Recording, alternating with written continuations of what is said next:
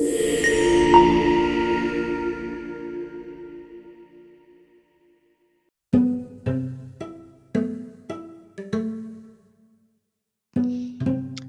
there, it's Unique, and today is our first episode of the Unique 2.0 series. Well, we're going to start with something that I find fascinating, which is fallacies. So, I enjoy the idea of philosophical arguments, fallacies, and stuff like that. I just find that, as vague as they might sound, they're things that pertain to our everyday life and how we could improve them basically by learning these things. So, the first fallacy I'm going to talk about today, I'm going to talk about this fallacy only for today, actually, because it's very fascinating to me and it's something that I see in literally almost everywhere. It's very common, but we just don't know, we've not put a name to it. We're going to talk about the sunk cost fallacy. So, basically, the sunk cost fallacy is um, the phenomenon whereby a person is reluctant to abandon a strategy or course of action because they have invested heavily in it, even when it is clear that abandonment would be more beneficial. This is according to Wikipedia, actually. It means that this is just trying to describe our tendency to follow through on an endeavor, even if we have already, because we have invested time, effort, or money into it, even if the current costs outweigh the benefits. So let's break that down. We're trying to say that because we've invested our time, our efforts, our money into a particular endeavor. It might be building a house, it might be starting a business, it might be a relationship, it might be a job or a career. Because we've invested our time and our effort into that particular endeavor, we find it difficult to stop or to leave it, even when we begin to realize that it's better for us to leave this thing. This thing is not going to have any future benefits, or it's beginning to weigh, my life in a negative way. We still stick to it because of the sunk cost fallacy. Now, basically, I'm also going to. I've gotten some of my materials from Wikipedia, of course, and the the Decision Lab, which is one of this sites that post about fallacies and financial decisions and things like that. You could actually check them out. The Decision Lab, you could check them out. They have a lot of things that are interesting. So, reading about this, you would discover that one of the reasons why we do this as humans is because we are very emotional.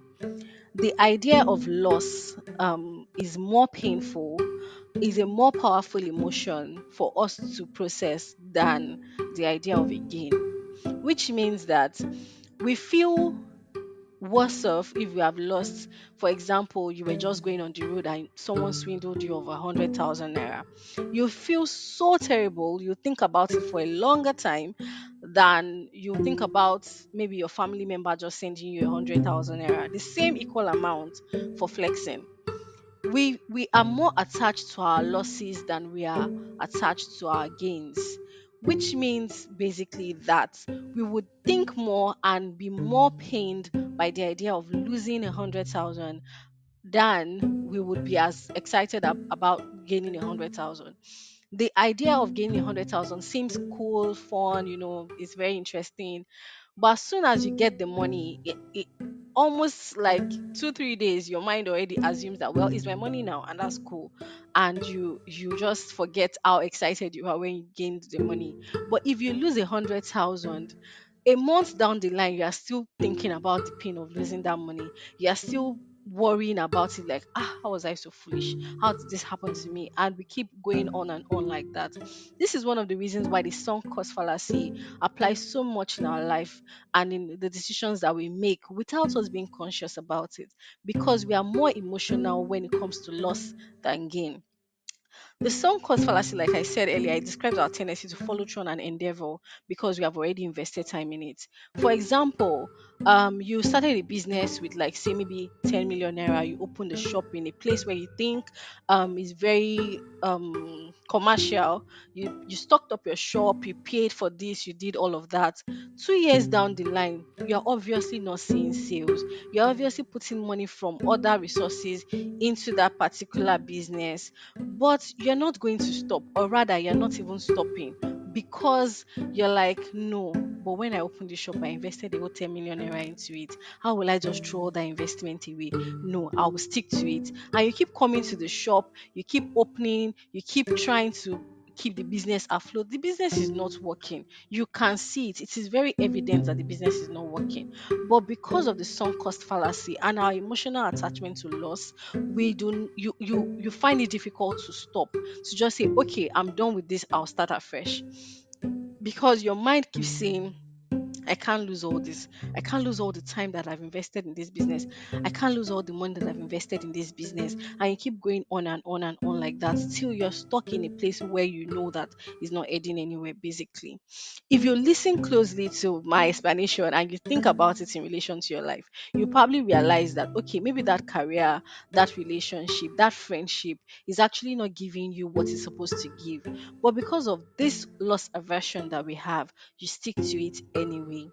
Well, it occurs also because we are not purely rational decision makers. We are mostly influenced by our emotions.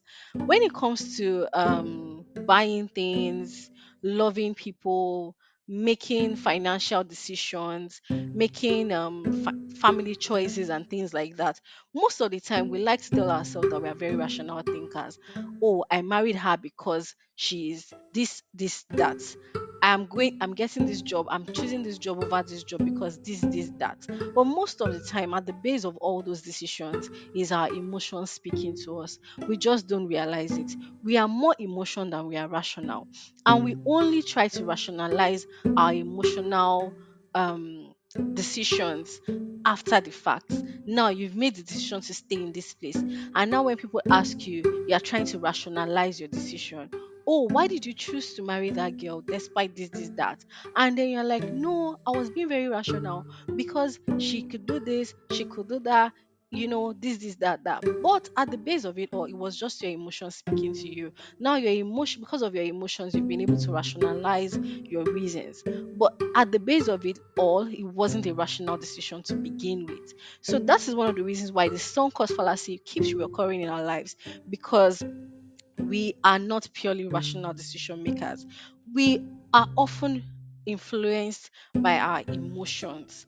Now, that is subject to everybody. Your emotions might be good or bad, whatever it is, but most of the time, our decisions are based off of our emotions. Now, we are also prone to loss aversion. As humans, like I already said, we always think more of our loss than our gains. Now, if a particular thing is about to end, instead of us thinking of, oh, it's about to end, I'm about to get off this bondage and I'm about to start a new thing, move to a new country or sell off my properties because it's no longer working over here and move to a new state and damn everything, we will start thinking about, after all the 10 years of staying in Lagos, ah, after buying this house, after doing this one, after doing that one, after, you start thinking about your loss. You start amplifying your loss than your gains, because that's just how we are wired, basically. And when I say loss aversion, we are averse to loss as humans. And loss aversion, let me quickly chip that in, is a cognitive bias that describes why, for individuals, the pain of losing is psychologically twice as powerful as the pleasure of gaining. The loss felt from money or from any other valuable object can feel worse than gaining that same thing. Well, this is not just me saying it now, it's also experts speaking on it. This is actually coined from a subject on insurance from the Decision Lab as well, talking about insurance and things like that, and why you should focus on insurance. Well, that's a different topic. So loss aversion is one of the reasons why we do this, why the sunk cost fallacy keeps reoccurring in our life. We have an aversion to loss. We don't want to feel like we lost out on anything. That's one of the reasons why people would probably start a course and say, okay, I want to be a doctor, right? And you're in an education system like, say, in Nigerian education system. 2 years into the course, you're no longer enjoying it. You're no longer feeling good about yourself. Whatever drive that pushed you into starting this is totally gone, and you're no longer feeling the drive. But you can't stop. You're like, a whole 2 years, I will now stop. Lie, I will continue. And before you know it, 5 years, 6 years, 7 years, you're still doing the same thing that you're possibly not enjoying. It's really it's something that is difficult to understand from what I'm saying, but I'm sure you understand. You can relate to what I'm saying. um it's better for us to feel gains. It's just how our mind works. um it's very difficult naturally to um overweigh or use our rational thinking to outweigh our emotional thinking most of the time. If you're not aware of this kind of idea, if you're not aware that you're even living in a sunk cost fallacy situation, you might not even know what you're doing. You're just thinking, you're rationalizing your emotions like, no, I already put my time into it, I already put my money into it, I already did all of that. I can't stop now. I'm going to keep going.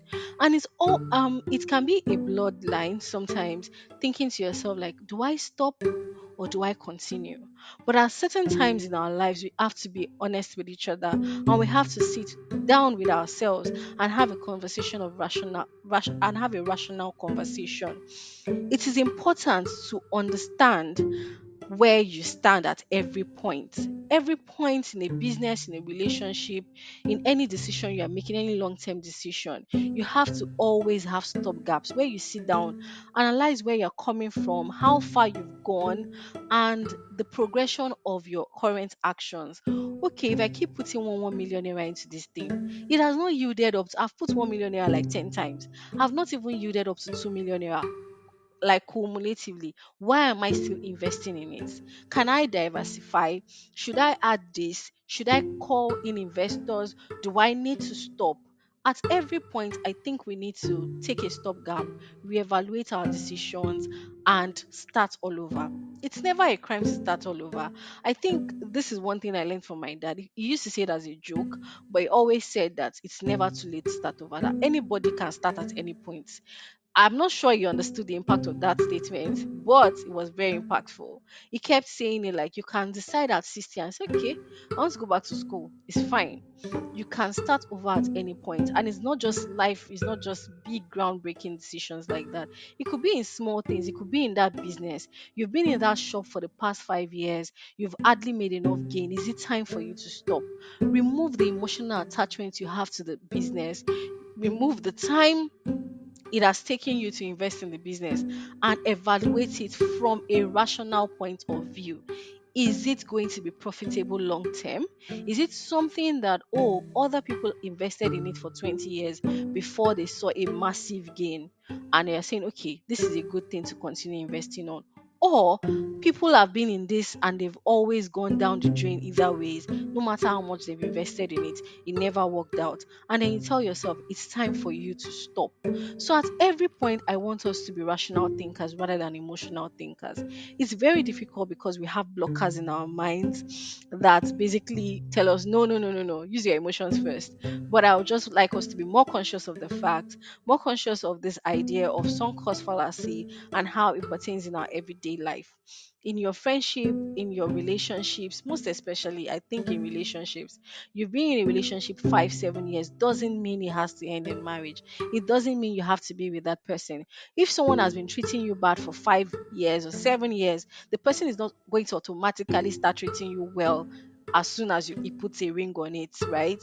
So it's not like the ring changes anything. It's not like the more you go, the more you suffer for it, the better it becomes. There's nothing like that basically. And there is no reward for suffering. I think we should always amplify that idea as Nigerians. There is no reward for suffering. Suffering sometimes is just suffering. You're just suffering. And sometimes the power to stop or end your suffering is right there in your hands. And so I would like us to focus on the concrete actions instead of feeling wasteful or having a lot of guilt. So as soon as the guilt comes in and says, "Oh, but you've been with this person for 7 years. What will people say? Where do you start from? How do you do this? How do you do that?" You tell yourself there's a promise of a future that is better and with more smiles, a future with a happier relationship, a future with a better partner that is more appreciative, than 7 years of suffering with one person that is actually heading nowhere. Do you understand? Or that business or that career, you've been in the career for like 8 years and you're like, "Oh, I'm stuck in the same place. I'm not enjoying this. It doesn't look like I would gain anything." And in my career as well, I've seen a lot of people take decisions like that where they just stop, they just resign and they just go home. And I'm yet to find somebody that it turned out so bad for. Actually, it's funny, but it's true. It usually turns out that they are happier after making this kind of life changing decisions to like just stop. This is not working for me. I'm just going to stop right here. At the end of the day, when I reconnect to these people, I find that they are happier, they're in better spaces, and they can now make more better decisions for themselves because they've just put an end to their suffering. So usually we are scared of what is at the other side of the fence, but sometimes it's better, the grass is greener. With that, I end this episode. It's not too long, but I hope you learned something. Have a great day. Bye.